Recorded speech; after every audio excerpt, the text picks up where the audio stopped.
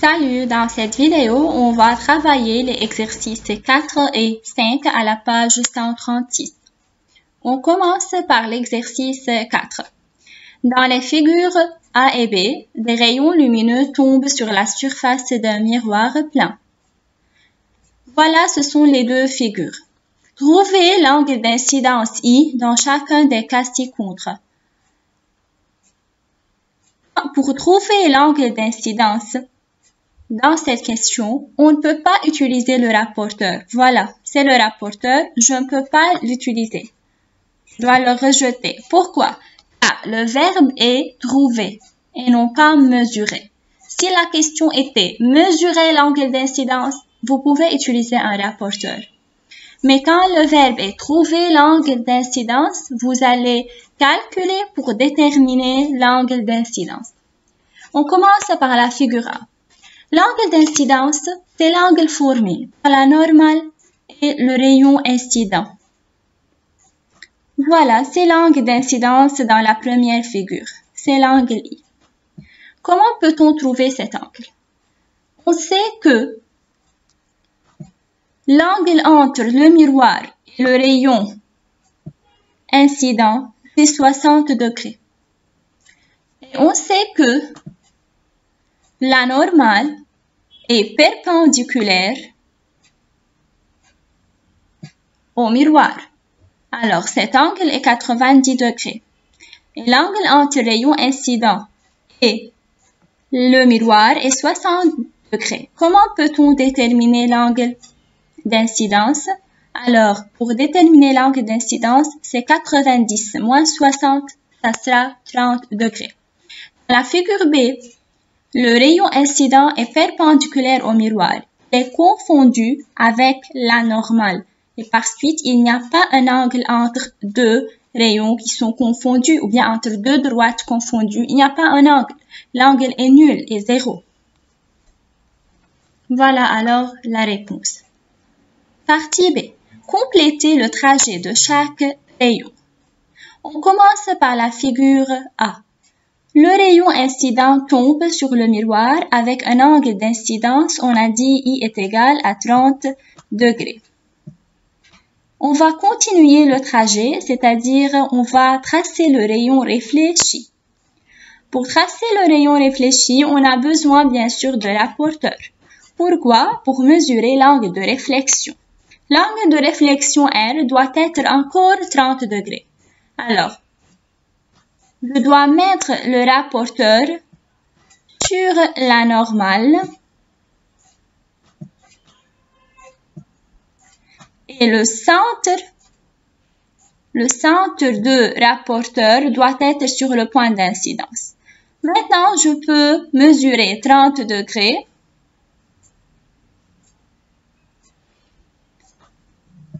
et je trace le rayon réfléchi.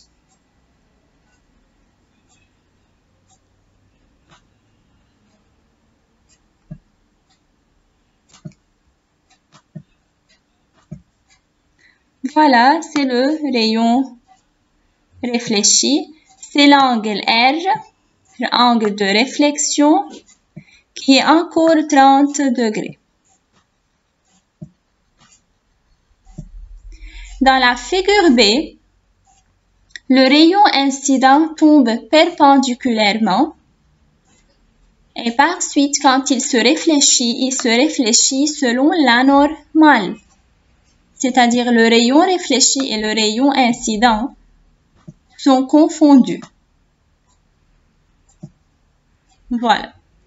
Maintenant, après avoir dessiné, il faut écrire ou expliquer comment on a dessiné, puisque la question est complétée. Dans la figure A, le rayon frappe la surface d'un miroir avec l'angle d'incidence 30 degrés. Alors, il se réfléchit avec le même angle 30 degrés. Dans la figure B, le rayon frappe la surface d'un miroir perpendiculairement, c'est-à-dire angle d'incidence 0. Alors, il se réfléchit suivant la normale sous le même angle 0. Voilà, c'est l'exercice 4. On passe maintenant à l'exercice 5. Mn est une surface réfléchissante. Un rayon incident tombe sur Mn avec un angle d'incidence 50 degrés. Tracez le rayon incident et le rayon réfléchi. Alors, pour tracer le rayon incident et le rayon réfléchi, premièrement, il faut tracer la surface réfléchissante, c'est-à-dire le miroir. Voilà.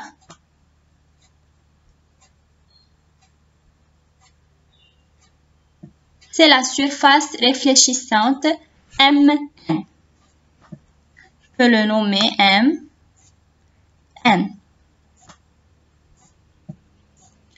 Maintenant, il faut tracer la normale. C'est la deuxième étape.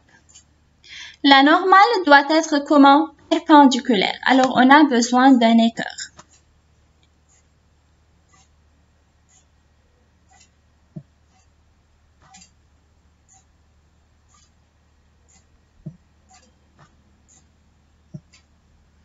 Voilà. Maintenant, on peut tracer la normale. Il faut tracer la normale pointillée. Pourquoi pointillée?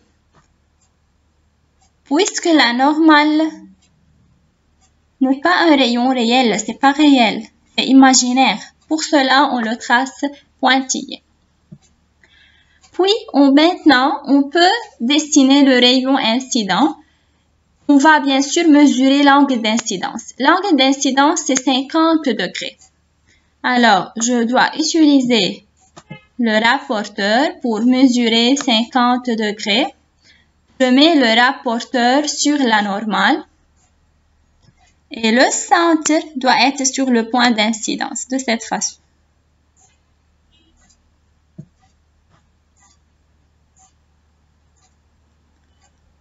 Maintenant, il faut mesurer 50, c'est 50.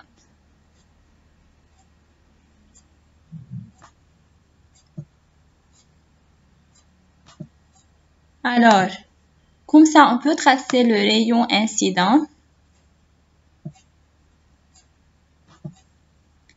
C'est le rayon incident. Et c'est le point d'incidence, on peut le nommer ici. Normalement, nous sommes habitués à nommer le point d'incidence I, en utilisant la lettre I, puisque c'est la première lettre du mot incidence.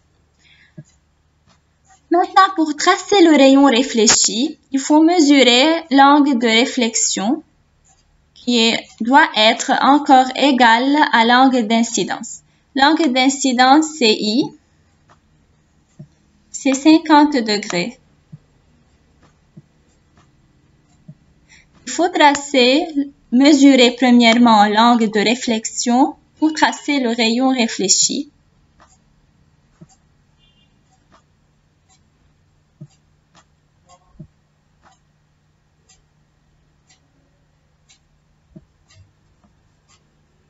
On va mesurer alors encore 50.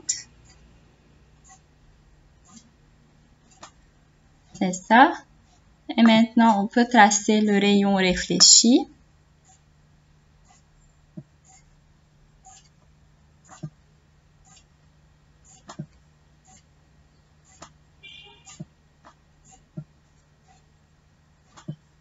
Voilà. C'est l'angle R, angle de réflexion, et encore 50 degrés. Annotez la figure tracée. Pour annoter cette figure, vous pouvez annoter sur la figure et vous pouvez écrire à part.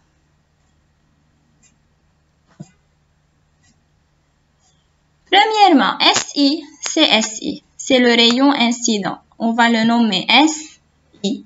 SI est le rayon incident.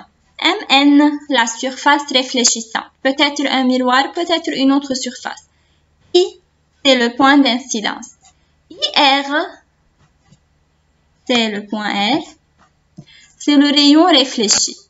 Le point I est minuscule, c'est angle d'incidence. Et petit r, c'est angle de réflexion.